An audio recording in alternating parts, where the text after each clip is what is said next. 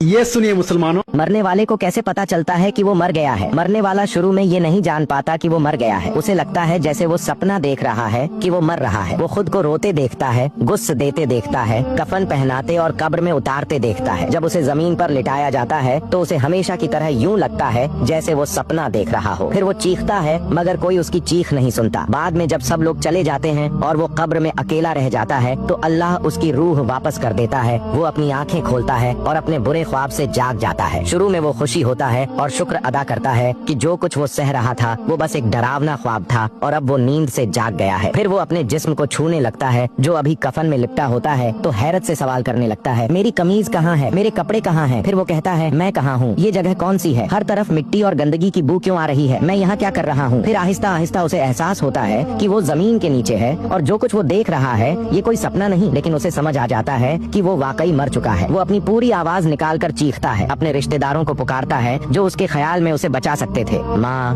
बाप, बहन, भाई करके पुकारता है पर कोई उसे सुन नहीं सकता, कोई उसका जवाब नहीं देता। फिर उसे याद आता है कि इस वक्त सिर्फ अल्लाह ही वाहिद उम्मीद है। वो अल्लाह के लिए रो पड़ता है और खालिस दिल से उससे दुआ मांगता है और माफी चाहता है। या अल्लाह मुझे माफ फरमा, या अल्लाह। वो ऐसी खौफनाक चीख मारता है जो उसने अपनी पूरी जिंदगी में कभी महसूस नहीं की थी। अगर वो नेक इंसान हो तो दो फरिश्ते मुस्कुराते चेहरे के साथ आकर उसे बैठा लेते हैं ताकि उसका दिल मजबूत करें और फिर उसके साथ बेहतरीन सलूक करते हैं। और अगर वो बुरा इंसान हो तो दो फरिश्ते उसके खौफ को और बढ़ा देते हैं और उसके बुरे आमाल के मुताबिक उसे अजाब देते हैं। ए अल्लाह, मेरे गुनाह और मेरी माँ, बाप, बीवी, बच्चों और मेरे तमाम खानदान और दोस्तों के गुनाह माफ फरमा। तो मेरे प्यारे इस्लामी भाइयों और बहनों, आपके पास दो रास्ते हैं। एक, बस ये थोड़ी सी बात पढ़कर यहीं खत्म कर दें और कुछ न करें। दो, एक नई जिंदगी शुरू करें और अल्लाह की तरफ पलट आए, उससे माफी मांगे और नेक अमाल करें। या अल्लाह, मेरी जान उस वक्त तक मत लेना जब तक कि मैं अपनी बेहतरीन हालत में न हूँ और तुझसे मिलने के लिए तैयार न हूँ। आमीन या रब्बुल आलमीन।